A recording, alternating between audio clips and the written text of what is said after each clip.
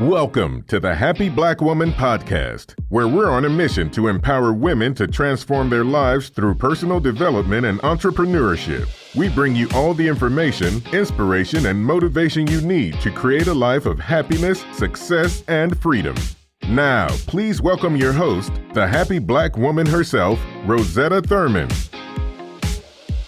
Hello, ladies, and welcome back to the Happy Black Woman Podcast. I'm Rosetta, and I have with me here an amazing, powerful woman. Her name is Jersey Garcia, and she is actually one of our Happy Black Woman Mastermind members. I always like to tell you guys how I met people, and I think Jersey and I crossed paths online years ago, and she ended up coming to one of our live events in DC.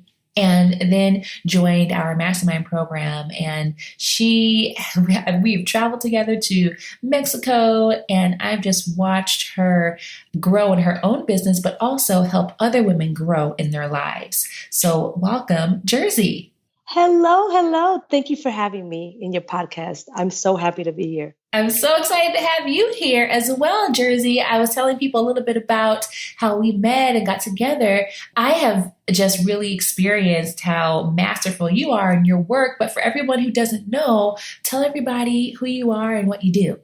Well, I'm a coach. I call myself a life and relationship coach, and I help women of color move from pissed to bliss so they can gain the peace of mind, support, and balance they want in their relationships.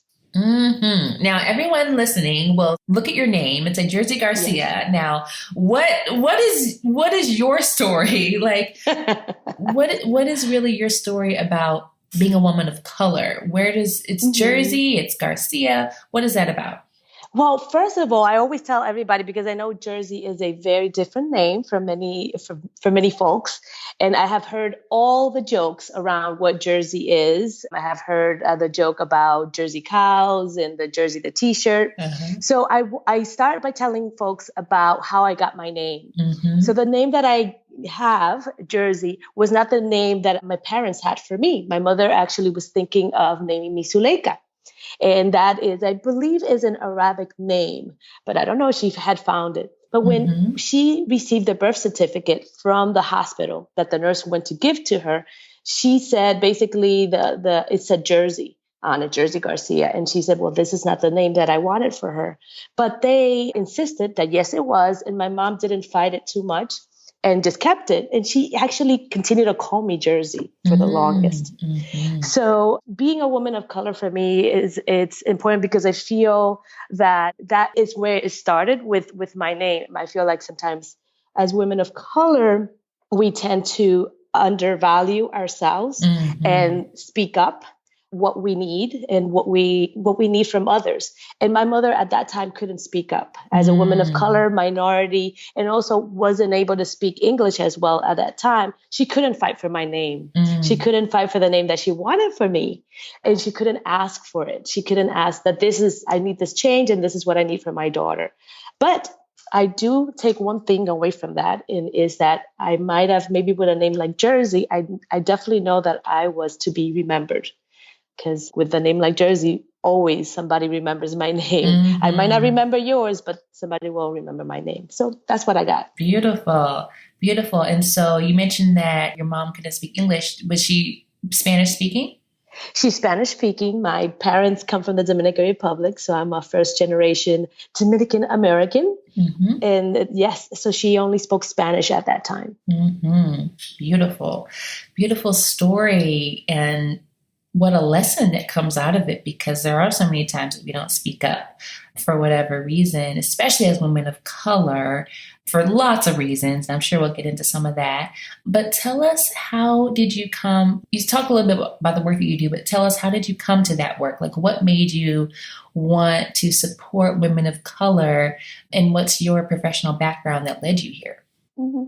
So I'll tell you a little bit about just growing up. I knew I had always this sense of that I wanted people to get along. I just wanted people to get along. And I also was very conscious about how people of color, and including women of color, were portrayed or were viewed by other people. So that included what a lot of people might say, the angry Black woman look that people might interpret for women of color. And also for Latinas, the hysterical Latina woman that is just hysterical and emotional, and she can't think straight, but it's just a bunch of nerves or a bunch of emotions. So I was very aware of seeing how we were able to maybe be portrayed in a different way. I always wanted to see if we were portrayed in a way that authentic way, in a way that we were managing our emotions and were able to ask for what we wanted in our relationships. So how I got here was that a few years ago, I was working at a nonprofit, and I was always the go-to person to talk to the colleagues, to friends, families about relationship matters. Anything about what was going on with troubles at home, especially with the husband, and also with parents or other family members. Sometimes we also talked about conflict at the workplace. And one day my boss actually took me at the side. She called me in her office and said, "Hey, Jersey, I have to ask that you do not continue to use office hours or business hours to be giving advice and counseling to people here at work. And that maybe you should take time during lunch or another time to do that." Because she was seeing that so many people were coming to me. They will always come to me for advice, including her sometimes, but that's another story. So I decided to move forward and get a second master's degree in marriage and family therapy. My first master's degree is in public health. And I learned so much being in the program, and now as a pre-licensed marriage and family therapist who sees couples and individuals, I just feel like everything that I learned could be so useful for getting women of color to the emotional space that they want to be in. Beautiful. I love that you pretty much took something that came naturally to you, and then you went and got more training in it, and now it is what you get to do for women of color. It's a beautiful story. Thank you. Now, how did you know you wanted to do this as a business? So, there's one thing with kind of doing it for someone else and their practice as a therapist, and you now being a coach. What made you make that shift? I decided, I think, right there and then when my boss came to me to talk to me about, you need to take non-business hours to do this work, basically this advice counseling work. That's when I think the switch turned, where I said, I'm tired, or I don't want my time to be controlled, and especially my time to be controlled doing the things that I like to do. That I liked working at the job that I had there at working in that institution. But at the same time, I really, really enjoyed talking to my colleagues about their personal relationship problems. And I said, why, instead of having somebody else control my time and control how and when I do it, I want to be able to do this on my own. I want to be able to offer this comfortably in a way that people feel that they're being cared and valued and listened to, and not with somebody in the back telling me how long it should be or how short it should be. I really wanted to provide value, the value that I thought people deserved. Beautiful. So today, tell me how that manifests. So do you do, straight coaching? Do you do workshops? What do you do?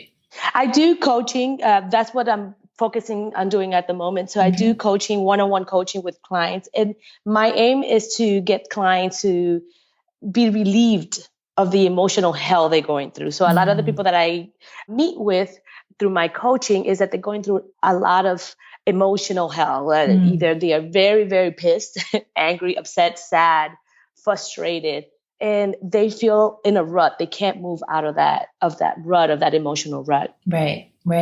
And I know that there are a lot of women listening that may be in that place now. I mean, there's so many things that happen to us as women of color that, number one, has us feel helpless in other areas of our lives, and also prevents us from going after what we do want. There's a lot of, BS, that has happened. Yes. And you're like just trying to deal with that. And it kind of can hold us back from reaching and leaping for what we do want, because there's this past that is, it's holding us down. Yeah, it's holding us down. And it's for good reason, though. And a lot of people, oh, well, just forget about it or get over it. And that's not the way forward, according to your work, that we should actually deal with our emotions. So give us some insight into like, if someone is listening and she's like, yeah, I'm still really pissed about the man who cheated on me, or he took my money, or, because I know you work with a lot of relationship issues, or, we got divorced and he's giving me the runaround with the child support, or all these different things. And then there's the family stuff, like things that have happened years back or patterns that have continued over time. How can someone start to get out of that emotional rut that they might be in? So I'm going to give you 3 things that I do with clients, and then I'm going to tell you 3 tips that I think clients should do themselves, or people, your listeners that are listening to them. So with me, when you're working with me as a coach, I'm trying to teach my coaching clients how to communicate in a way that gets them heard and what they want. That's important, because I feel that there's a lot of frustration in people most of the time working around frustrated and pissed off because they're not able to communicate the things that they need. And then they get resentful because they don't say what they need. They expect people to just tell them to figure it out and just give it to them. Yeah. The second thing that I work with people is in creating an understanding of what has kept them stuck in that emotional rut. What keeps you there? What keeps you pissed? What keeps you angry? What keeps you sad?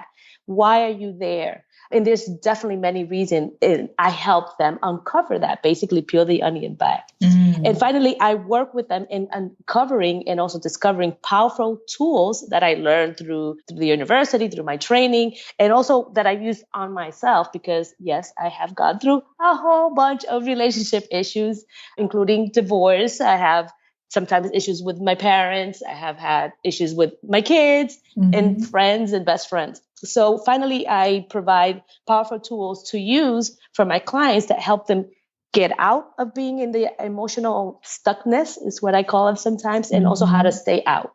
Yeah. But moving forward in like the tips that I recommend. Well, let's pause there, because I think something that you said was so important that I don't want to lose. And, you mentioned that it's important to communicate and to understand where it came from. And that's the opposite of what so many of us do. I think to get through, like, I think we've talked before, there's this idea of putting your mask on, or your face on when you go out to work and everything, putting your makeup, putting your clothes, you look good.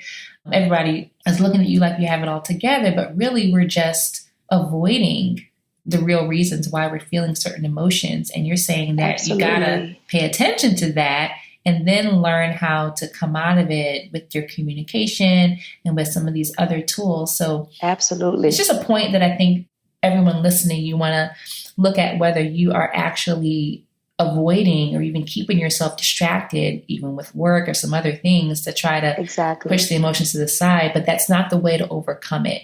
And take it from Jersey that we cannot do that any longer. And so if we decide to do that, right, now what do we do next? Okay, so I'll tell you 3 things. But before, I wanted to add that you are absolutely correct. Especially in communities of color and women of color, we are taught to not pay attention to our emotions or to push it to the side.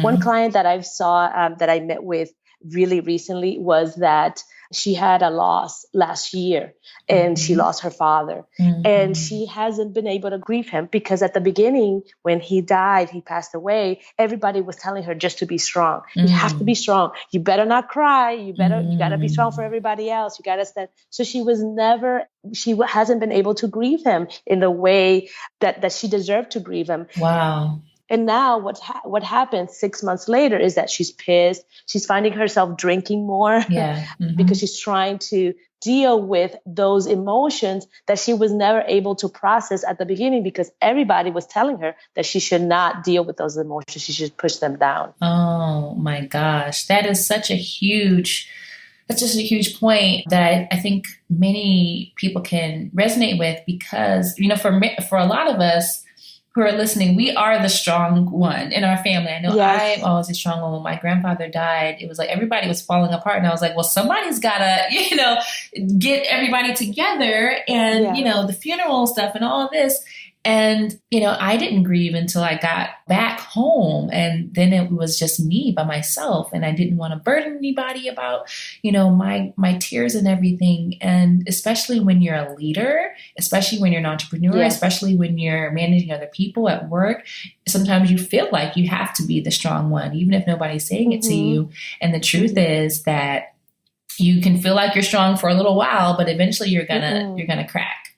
Yes. It blows up right in your face one day. Yes. But it doesn't have to. So tell us how we can it doesn't happen.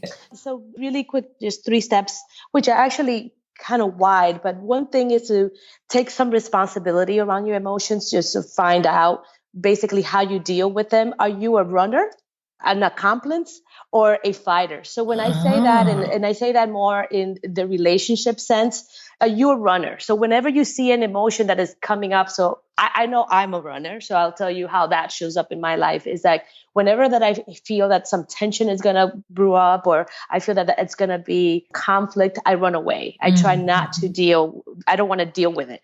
And I don't want to deal with that person, or I don't want to even be near that person because I'm just afraid of the confrontation or something that's going to happen. So with running, or as a runner, you have to see yourself that there are some benefits of being a runner, but there's also some blind spots. And the blind spots for me as a runner is that I might be running away from things when I need to then see it as there's a blind spot, and that I have to get a little courageous. And some things, sometimes I need to confront. And when I say confront, is just deal with it, go and step up and have that conversation. So that's the first type. The second type is an accomplice. Again, you could be an accomplice. There could be positive things about being an accomplice, but the blind spot with the accomplice is that sometimes you're the one that's always in the gossip.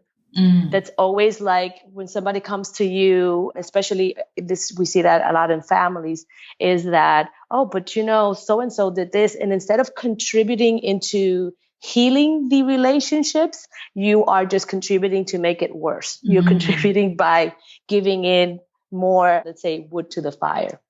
So that's a blind spot. And then the last one is that, are you a fighter? Yes, sometimes, again, there's positive things of being a fighter, but there's the blind spot with a fighter is that, are you jumping? Are you like on somebody's face right away? Are you defensive immediately when somebody brings something up to you? You don't even consider where that person is coming from. Right away, you're ready to jump on somebody. So it's first determining where you fall in those 3, so you can take some responsibility. So now you know how to hopefully relate better to others, how you're going to be reacting to other people, where you need to make some shifts. So that's one of my tips, my major tip. Yeah. Well, tell us the 3 again. You're the runner, the accomplice, or the fighter. Beautiful. Is it possible to be a little bit of all of them at different times? Oh, yeah. Yeah. Absolutely. And then again, they could have some positive qualities about them, but there's definitely some blind spots, and you have to kind of check yourself before you wreck yourself with them. So it's just knowing who you are and who you are being at that time of stress, or that time that you feel that you're in that emotional rut with somebody. Right. Yeah, that's great. Taking responsibility for our emotions and really looking at, am I running? Am I just fighting? I know so many of us are fighters, but it's not always the best path to take. Beautiful. Then I also ask people to determine what they want. What is it that they want and need from other folks? But it's write out, and you can write it out. Write out what type of feelings you want to feel. What is it that you want to talk about? Where is it that you want to go? Don't see it as an exercise for you to think about what you want changed in the other person. No, because that's not going to work. We cannot change other people. We can change ourselves. But if you don't know what you want, you can't ask for it. And a lot of the times we don't know what we want. We think that what we want is what the other people want, is what our family wants, or what we think that other things is best. We have to first make an inventory of what we want first. That puts us in a place of power and balance too, because then we can ask and receive what we need. Instead of being disappointed when we don't get it. Exactly. When the truth is that we just didn't ask for it. And not just ask for it, also, to expect it to be given to us. So Yes. I always say that a lot of us, we focus so much on what we don't want that it's impossible for us to get what we do want, especially when it comes to relationships. I don't want him to do this. I don't want him to do that.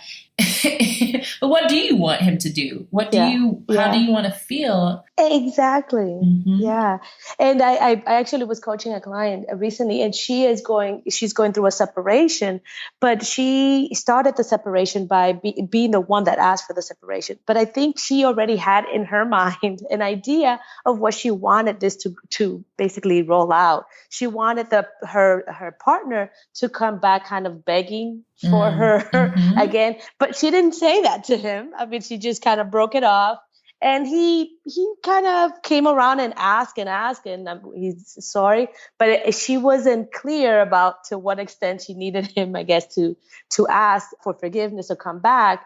And then when he went and did something else that made her feel like unloved or unwanted, she was surprised.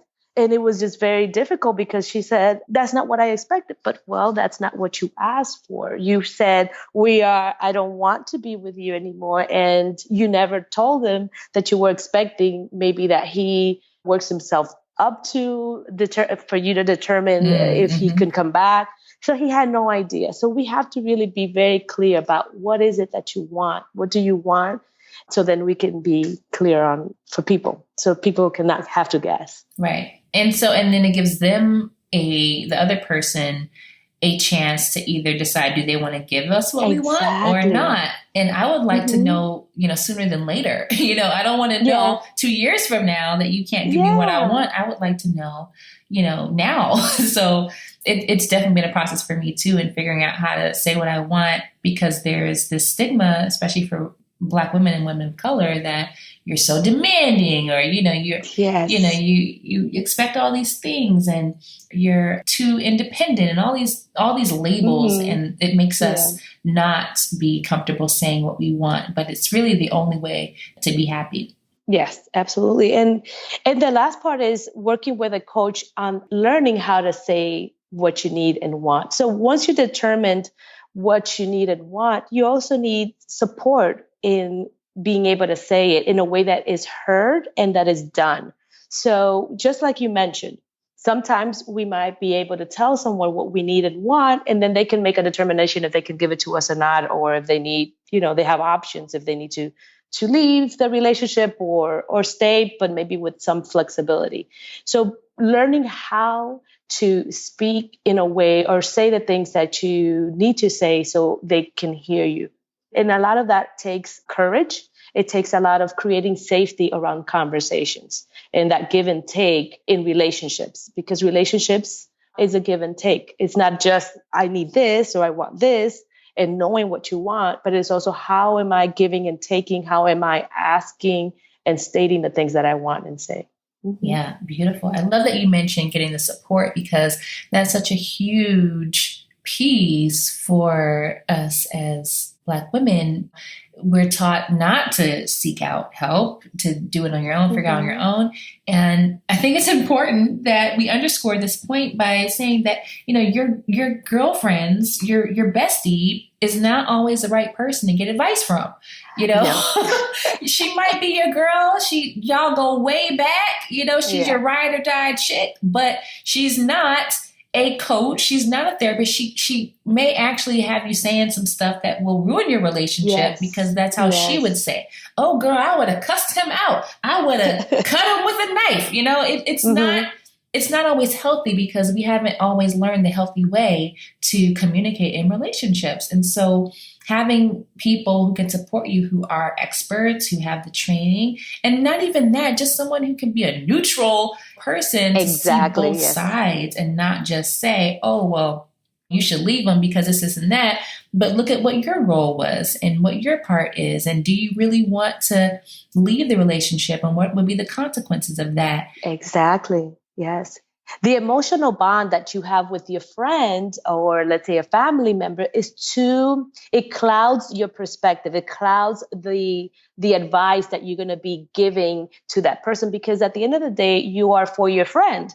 You want the best for your friend. So it's going to cloud anything else. So you need help and support from someone that could be objective, that can be somebody that is outside of what is going on with you emotionally. Definitely. Also, when it comes to work issues too, I know a lot of us have conflicts at work, and it's still just relationships, but you can't always talk to your boss about someone in the office, and that might be their bestie, and it's just hard. And a lot of women I know, they complain about office politics and they don't want to play that game, but that's also what prevents a lot of us from getting promoted and getting raises. Yes. And so even working on this piece in your workplace will be really powerful for a lot of women listening. Absolutely. I just actually finished speaking with someone, not today, last week, about that. She was having that in the workplace, that politics. She's one of a few women of color in her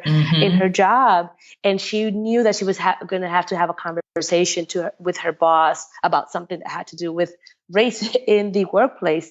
And she was already very pissed and upset, already working herself up to that point, because she knew what she was going to say, but she also was frustrated because she didn't want it to come out in a way that the other person wasn't going to validate her, wasn't going to listen to her. So we worked through that, worked through getting through the emotions first and thinking, what is her ideal conversation going to look like, and what she needs to say, do, and prepare to be able to be heard and listen. Let me tell you that by the end of the conversation, the guy, and I just want to say that as a sidebar, it was her male boss.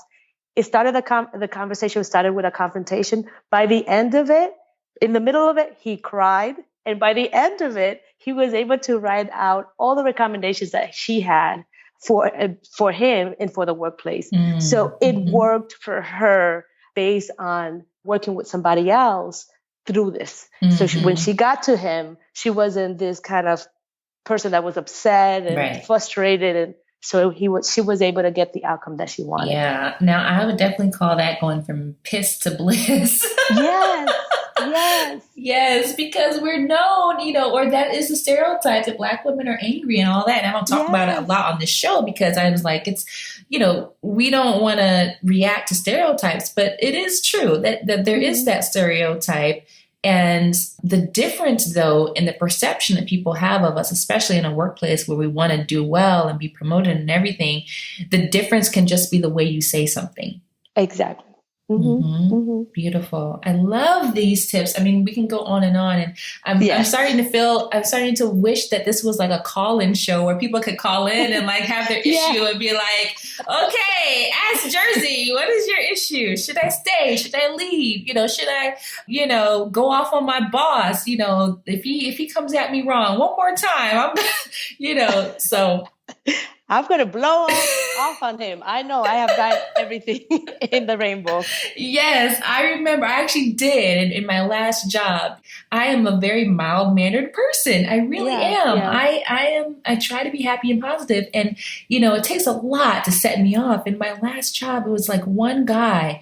And, my friends, my boyfriend, my family, everybody knew this guy's name because I talked about how much he got on my nerves so much. And then one day, we just having a conversation. I was just like done. I didn't shout. I didn't curse anybody out, but I just walked away. And that was actually worse for me because it was like I slapped him in the face. And then we actually had to bring in an executive coach to work with us. And that was an expense for the organization. But I don't think I would have gotten through that without coaching. Yeah. And that's the thing, because it builds. We build it, and we suppress the emotion. Every time he pissed you off, or he did something, you suppress it, and you don't deal with it. You don't go and try to say, let me see how I can confront this in a way that is beneficial for me. So and then you have to get support at the end of it. Yeah. Yeah, so important. Well, Jersey, like I said, I know we can go on and on, but I would like to know you're doing this work and you're helping people with their emotions. How do you stay balanced and focused and productive in your own life? How do you take care of yourself as you're, helping to take care of other people and their emotions? So because I'm with people most of the time and talking to people, and I am an extrovert, but I do enjoy alone time. To tell the truth, if you ask me what makes me the happiest, are those moments that I am by myself, having a great meal, contemplating about life and about people, and also maybe going out there and buying something that makes me feel pretty. So those times that I'm able to be kind of fill in my cup again, replenish myself, those are the times. That's how I do it. And I try to do that as often as I can. I am a single mom of 2 kids. So it's either in the mornings before they wake up, I do it. And that might be just kind of gratitude, meditation, and doing certain things to set up my day. Or sometimes I even take like a half a day of just for myself, or being in silence, of being with myself, because I really cherish those. I need it. I need those times where I fill my cup so I can pour into others. Yeah, I love that. The analogy, fill your cup and so you can pour into others. And so many of us don't do that. And that is what keeps a lot of us resentful, because it's like people will ask and take as long as you give it. But if you take the time for yourself first, then you won't feel so resentful. Like, I can't believe you're asking me to do one more thing. So I love that you're so smart in doing that. Tell me, when it comes to your business, so you're building your business and all this. I know there's so many entrepreneurs and aspiring entrepreneurs listening. You've got your morning routine and everything. How do you stay focused on your business? Like, are there any tools that you use? Is there anything that you do to keep on track with your business?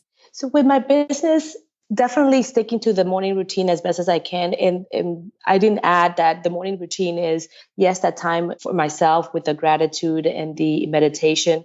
But I also do make sure that I jot down 2 or 3 things that I have to get done that day. They have to get done.